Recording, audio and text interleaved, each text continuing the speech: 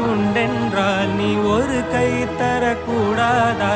ஈராயிரம் கண் கொண்டாய் உன் ஒரு கண் என்னை பாராதா?